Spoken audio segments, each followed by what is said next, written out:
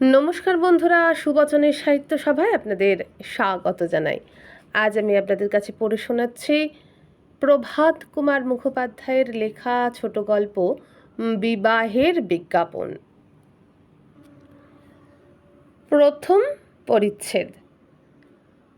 শহর গাজীপুরে মহল্লা গোরাবাজারে রাম আওতার নামক একটি লালা জাতীয় যুবক বাস করে।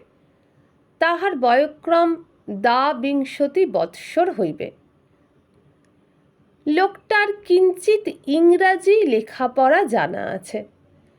কয়েকবার উপর্যুপরি প্রবেশিকা পরীক্ষায় ফেল করিয়া লেখাপড়া ছাড়িয়া সে এখন ঘরে বসিয়া আছে। বৈশাখ মাস, সমস্ত দিন প্রচণ্ড গ্রীষ্মের পর এখন সন্ধ্যাবেলা একটু শীতল বাতাস বহিতে আরম্ভ করিয়াছে। হস্তিদন্তের বোলাযুক্ত একজোড়া খড়ম পায়ে দিয়া নগ্ন গাত্রে রাম আওতার তাহাদের সদর বাড়ির বারান্দায় আসিয়া দাঁড়াইল। ভৃত্য একটি চেয়ার আনিয়া দিল। রাম আওতার উপবেশন করিয়া বলিল, চতুরি, ভাং তৈয়ারি হইয়াছে, লইয়া আয়। কিয়ৎক্ষণ পরে চতুরি ওরফে চতুর্ভুজ একটি রূপার গেলাসে করিয়া গোলাপ জল দেওয়া সিদ্ধি আনিয়া দিল। রাম আওতার অবস্থাপন্ন লোক। বাড়িটি ঠিক সদর রাস্তার উপর, স্থানটি বাজার হইতে কিছু দূরে, সুতরাং কিছু নিরিবিলি। বেশি লোকজন পথে নাই। কেবল মাঝে মাঝে দুই একখানা এক্কা ঝমঝম শব্দ করিয়া ছুটিয়া যাইতেছে। রাস্তার মোড়ে একটি শিশির গাছ, তাহাতে অজস্র কোমল ফুল ধরিয়াছে। অপর পার্শ্বে মিউনিসিপ্যালিটির একটি লণ্ঠন ক্ষীণ আলোক বিতরণের চেষ্টা করিতেছে। রাম আওতার বসিয়া আরাম করিয়া সিদ্ধি পান করিতে লাগিল। সহসা অদূরে গুলাব শব্দ উপস্থিত হইল। গুলাব ছড়ি, গুলাব ছড়ি। গুলাব ছড়িওয়ালা তীব্র কেরোসিনের আলোক সহ পসরা স্কন্ধে লইয়া বাড়ির সম্মুখে আসিয়া হাঁকিল, ক্যা মজাদার গুলাব ছড়ি, जो খাওয়ে মজা পাওয়ে, जो চক্ষে ইয়াদ রক্ষে, গুলাব ছড়ি। বাটির মধ্য হইতে তৎক্ষণাৎ একটি পঞ্চম বর্ষীয় বালক বাহির হইয়া আসিল। রাম আওতারের কাছে আসিয়া বাহানা ধরিল, ভাইয়া, আমি গুলাব ছড়ি খাইব। এই কথা শুনিবা মাত্র ফিরিওয়ালা রাস্তায় দাঁড়াইয়া বারান্দার উপর তাহার পসরা নামাইল। বালক মোহনলালের প্রতি চাহিয়া বলিল, গুলাব ছড়ি, নান খাটাই, সোহন হালুয়া, কি লইবে বলো। বালক গুলাব ছড়িরই বেশি পক্ষপাতী, তাহাই কয়েকটা ক্রয় করিল। ফিরিওয়ালা স্বীয় কক্ষতল হইতে একখানা হিন্দি সংবাদপত্র বাহির করিয়া তাহার কিয়দংশ ছিন্ন করিয়া গুলাব ছড়িগুলি জড়াইয়া মোহনলালের হাতে দিল। তাহার পর পয়সা উঠাইয়া লইয়া পূর্ববৎ করি মধ্যম সুরে গুলাব ছড়ি হাঁকিতে হাঁকিতে সে প্রস্থান করিল। মোহনলাল পরম আনন্দে বারান্দাময় নৃত্য করিতে করিতে ভোজনে প্রবৃত্ত হইল। কিয়ৎক্ষণ পরে ভ্রাতার কাছে আসিয়া ছিন্ন কাগজটা দেখাইয়া বলিল, দেখো ভাইয়া, একটা হাতির তসবির।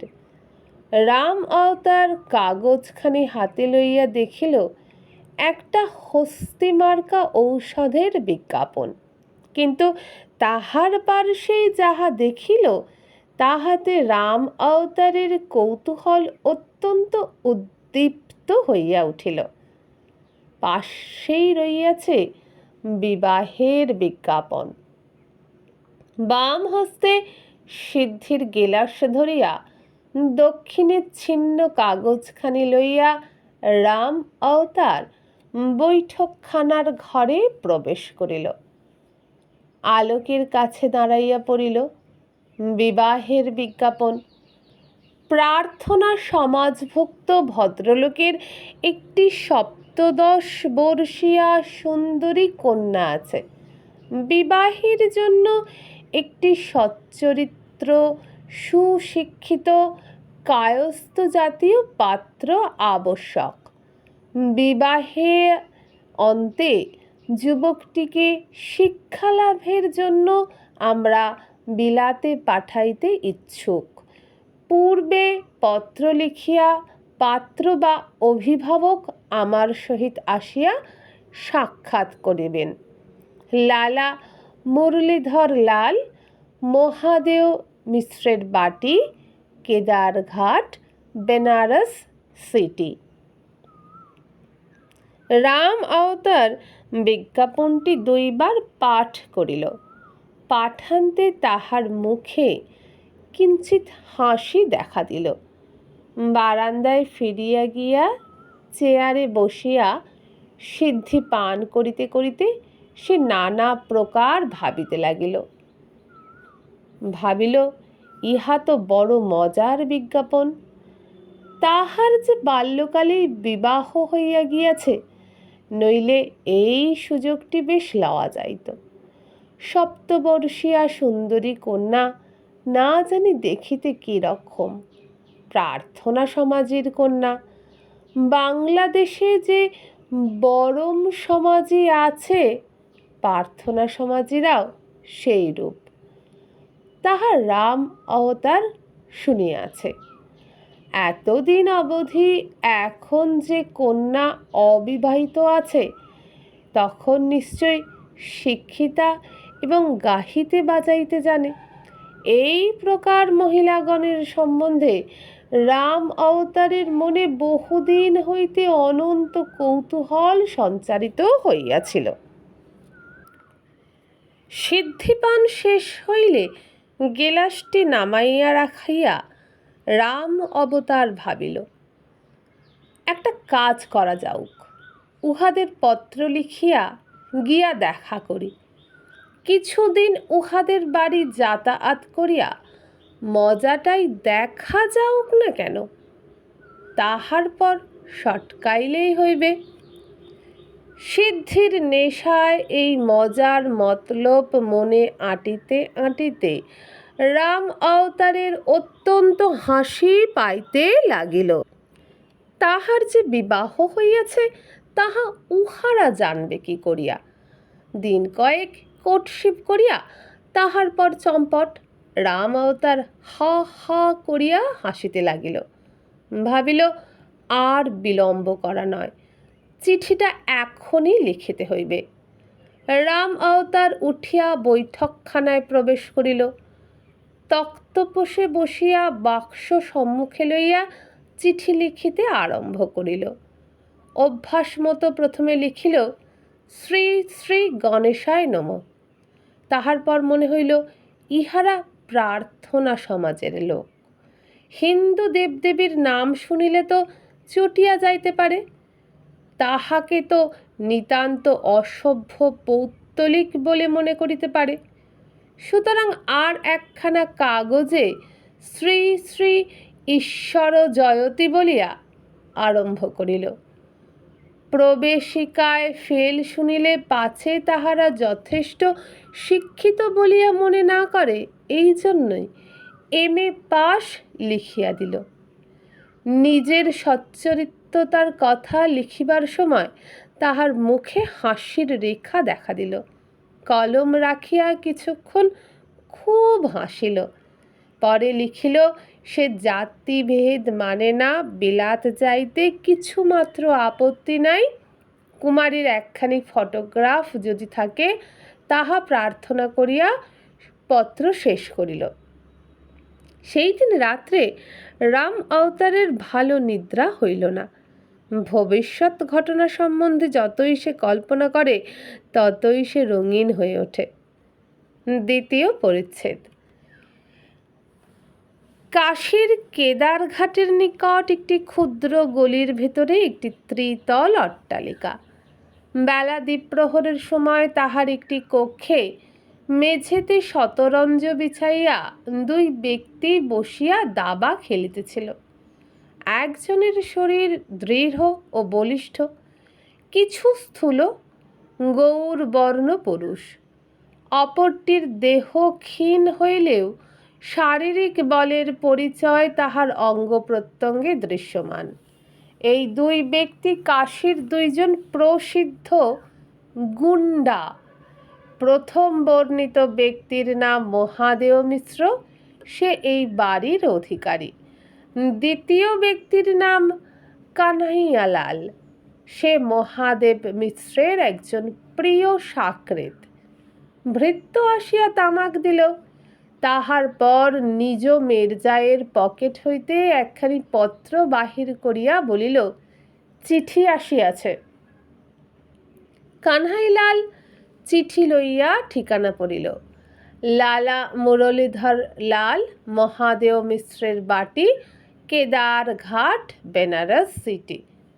পড়িয়া কানহাইয়ালাল বলিল, লালা মুরলীধর, তোমার ভাড়াটিয়া লালা মুরলীধর তো 2-3 বৎসর হইল এ বাড়ি ছাড়িয়া চলিয়া গিয়াছে। মহাদেও ধূমপান করিতে করিতে বলিল, লালা মুরলীধর তো লখনৌ বদলি হয়ে গেছে। চিঠি খোলো, দেখো কি সমাচার। কানহাইয়া বলিল, মুরলীধরের ঠিকানা লেখে আবার করে পাঠাইবে না? মহাদেও বলিল, আরে কি সমাচার আগে তো দেখিতে হইবে, খোলো পড়ো। কানহাইয়ালাল গুরুজির আদেশ মতো পত্র খুলিয়া পাঠ করিল। মহাশয়, সংবাদপত্রে আপনার কন্যার বিবাহের বিজ্ঞাপন পাঠ করিয়াছি। আমি একজন সদ্বংশীয় কায়স্থ যুবক। আমার বয়স 22 বৎসর মাত্র। আমি এলাহাবাদ কলেজে MA শ্রেণী অবধি অধ্যয়ন করিয়াছিলাম। আমি জাতিভেদ মানি না। বিলাত যাইবার জন্য আমার বাল্যকাল হইতেই বাসনা। যদি মহাশয় আমাকে আপনার কন্যার যোগ্য পাত্র বিবেচনা করেন তবে আমি বিবাহ করিতে প্রস্তুত আছি। আমি বাল্য বিবাহের বিরোধী, এই কারণে অদ্যপি বিবাহ করি নাই। আমি সচ্চরিত্র এবং সত্যবাদী। আজ্ঞা পাইলে আমি মহাশয়ের সহিত গিয়া সাক্ষাৎ করি। যদি কুমারীর একখানি ফটোগ্রাফ থাকে তো পাঠাইয়া বাধিত করিবেন। ইতি লালা রাম অবতার লাল, মহল্লা গোড়াবাজার, শহর গাজীপুর। পত্র শুনিয়া মহাদেও হাসিতে লাগিল। বলিলে, এ তো বড় রং তামাশা। সে মেয়ের তো কবে বিবাহ হইয়া গিয়াছে। বলিতেছে যে সংবাদপত্রে বিজ্ঞাপন দেখিলাম, সে কি?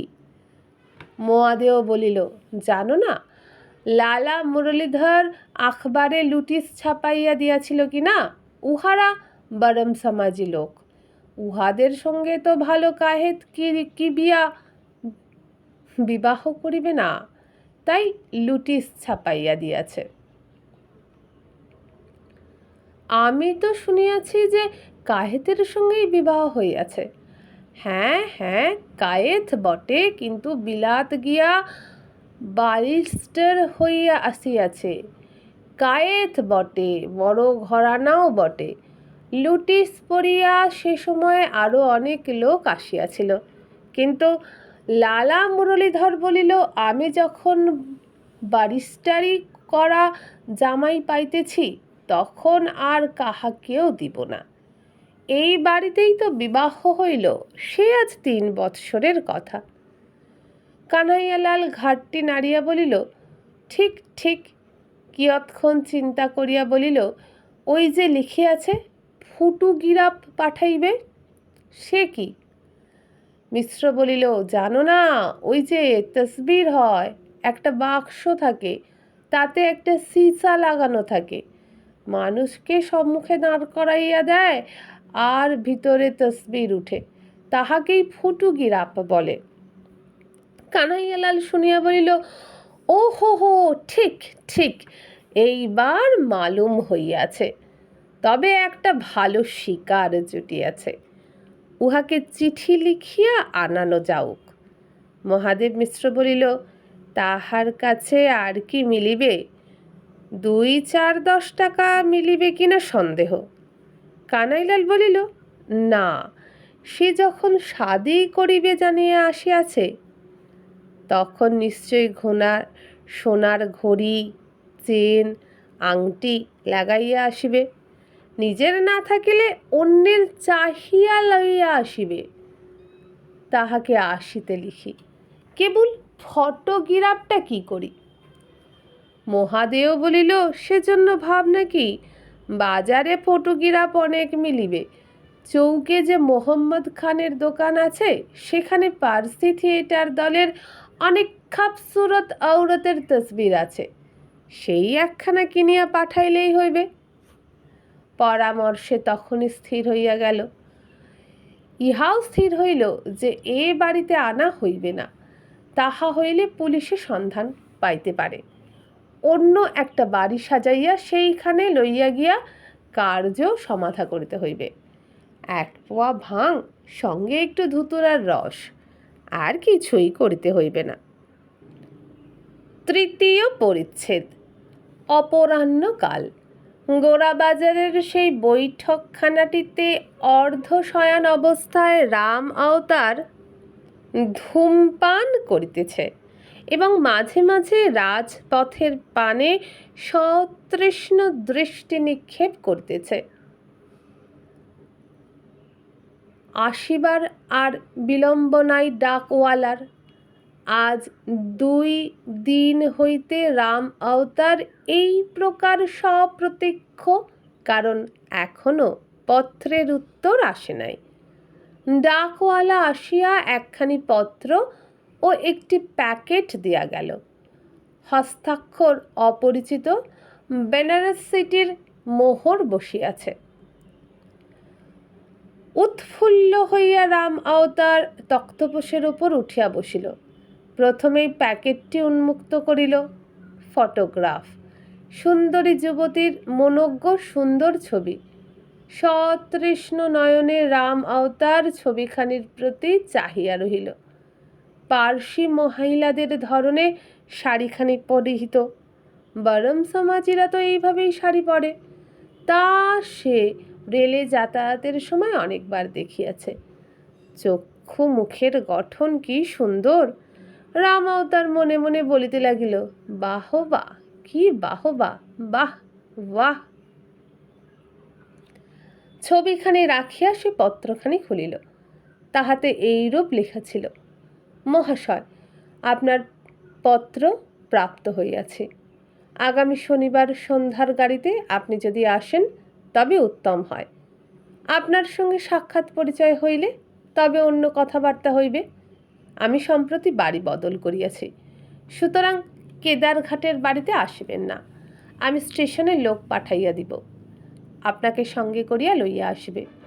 ওই দিন সন্ধ্যাকালে আমার আলয়ে আপনি ভোজন করিলে অত্যন্ত সুখী হইব। ফটোগ্রাফ পাঠাইলাম, লালা মুরলীধর লাল। পত্র রাখিয়া আবার ফটোগ্রাফখানি লইয়া রাম অবতার দেখিতে লাগিল। একটি বাহু পার্শ্বদেশে লম্বিত, অপরটি অর্ধোত্থিতভাবে শরীরখানির এক অংশ ধরিয়া আছে।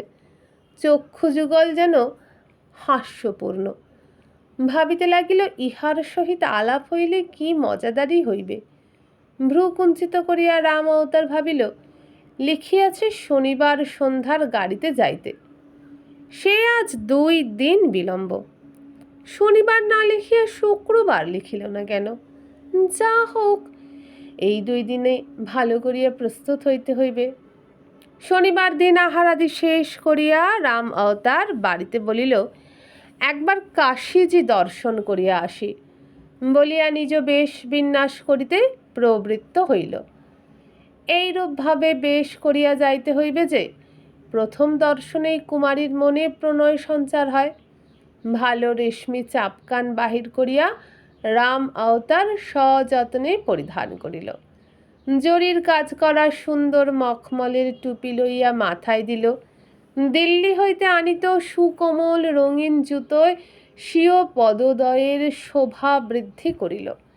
উৎকৃষ্ট হেনার আতর লইয়া রুমালে মাখাইল।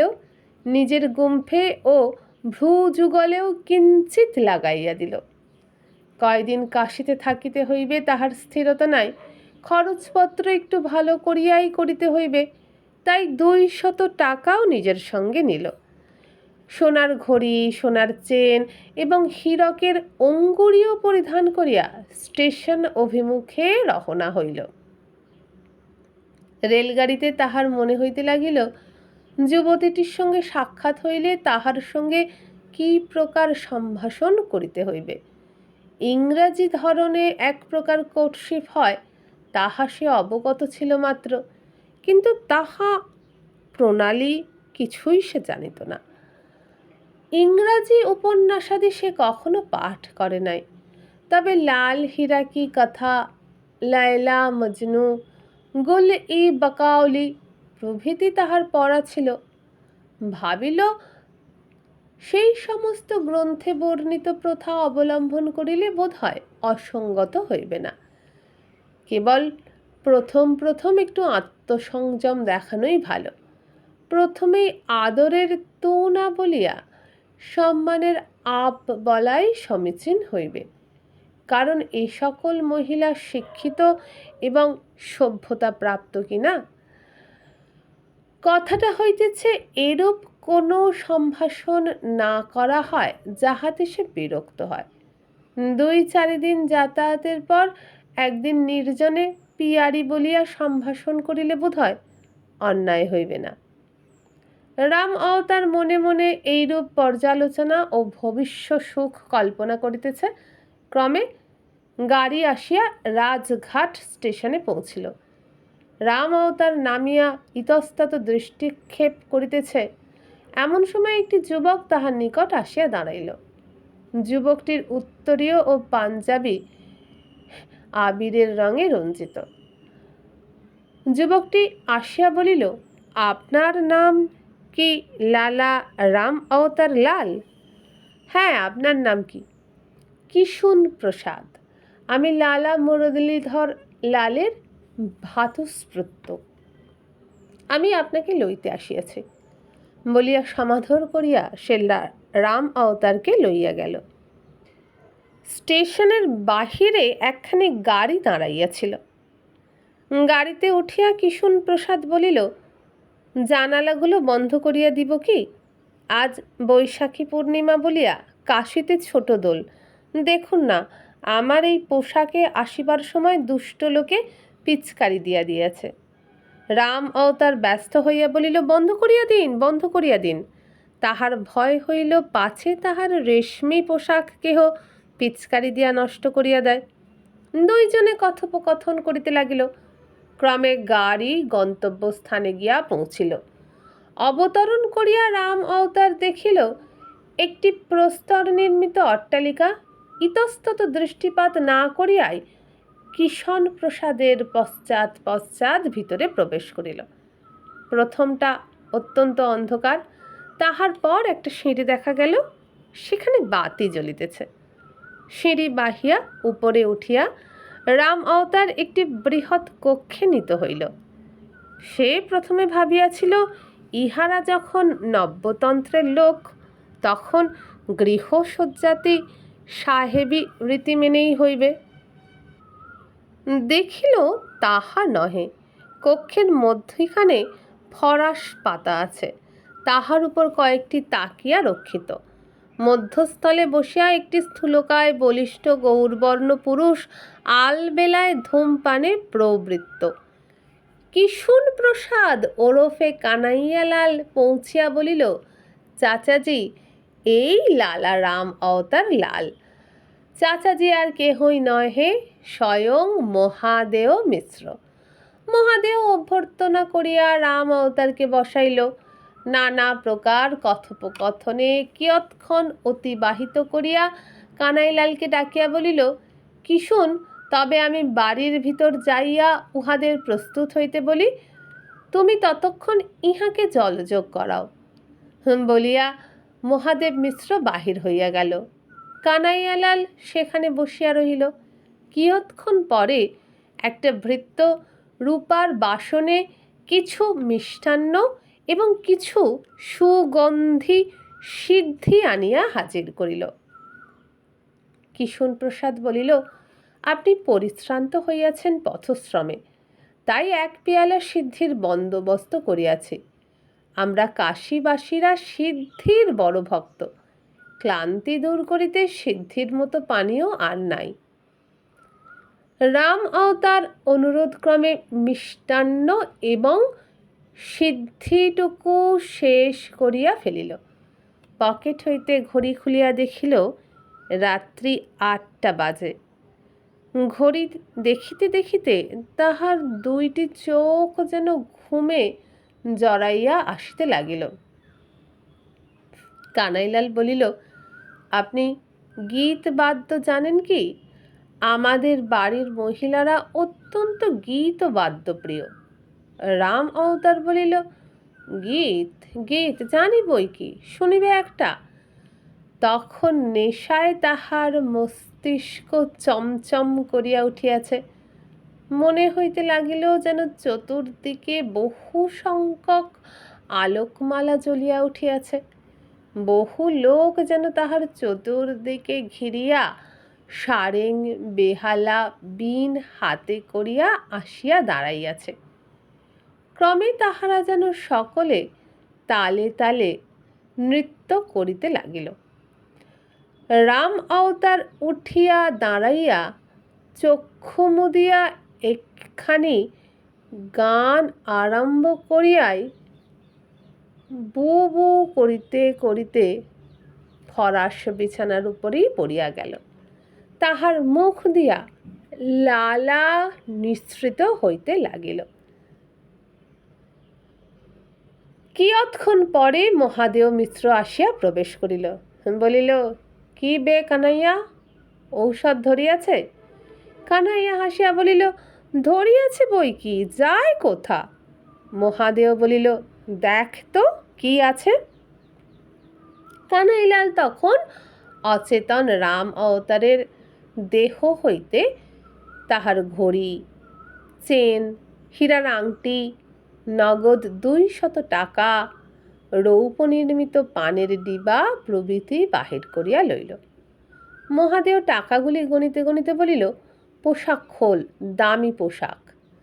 গুরুজির আদেশ মতো কানহাইয়ালাল সেই টুপি, জুতা, রেশমি চাপগান সমস্ত খুলিয়া লইয়া তাহাকে একখানা ছিন্ন বস্ত্র পরাইতে লাগিল। মহাদেও বলিল, না না, উহাকে সন্ন্যাসী বানাইয়া ছাড়িয়া দে। কাল সকালে যখন নেশা ছুটিয়া জাগিয়া উঠিবে তখন খাইবে কি? একটা গেরুয়া কৌপিন পরাইয়া দে, সমস্ত গায়ে ভস্য মাখাইয়া দে, একটা চিমটা দে, একটা ঝুলিও সঙ্গে দিয়ে দে। কাশীতে সন্ন্যাসী বেশি লোক কখনো ক্ষুধায় মরে না। কানাইয়ালাল ঐরূপই করিল। মহাদেও পকেট হইতে গোটা কতক পয়সা বাহির করিয়া বলিল, নে, এই পয়সা কটাও ঝুলিতে দিয়া দে। এখন ঘণ্টা 2 এইখানেই পড়িয়া থাকুক। তাহার পরে অন্ধকার গলি দিয়া লইয়া গিয়া মান মন্দিরের দেউরিতে শোয়াইয়া দিয়া আসিস। সমস্ত রাত্রি ঠান্ডায় ঘুমাইবে ভালো। নেশাও রাত্রি পোহাইতে পোহাইতে ছুটিবে।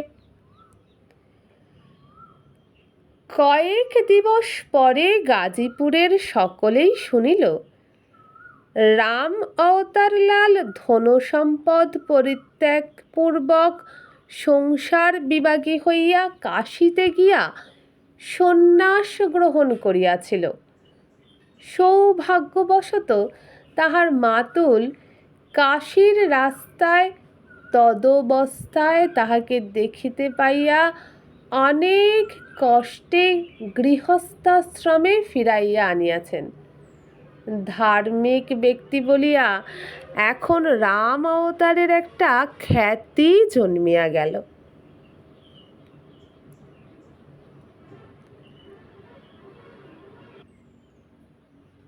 বন্ধুরা, এখানেই শেষ হয়ে গেল আজকের এই ছোট গল্পটি। কেমন লাগলো কমেন্ট করে জানাবেন। যদি ভালো লাগে একটি লাইক করে বন্ধুদের সাথে বেশি বেশি করে শেয়ার করবেন ভিডিওটা। আর যদি এই রকমই আরও গল্প শুনতে চান তাহলে এই ভিডিওর নিচে যে বারে আমার চ্যানেলের নাম লেখা আছে সেখানে ক্লিক করলেই চ্যানেলের হোম পেজ খুলে যাবে। হোম পেজে পাবেন প্লেলিস্টেই থরে থরে আজ পর্যন্ত আপলোড করা গল্পগুলো আপনারই জন্য সাজানো আছে। সেইগুলো শুনুন যতক্ষণ না নতুন গল্প আনছে। আর আমার মনোবল বাড়ানোর জন্য চ্যানেলটি সাবস্ক্রাইব করে পাশে থাকা বেল আইকনটি অন করে দিন। তাতে নতুন গল্প দিলে নোটিফিকেশন সঙ্গে সঙ্গে পেয়ে যাবেন। আজকের মতো বিদায় নিলাম। নমস্কার।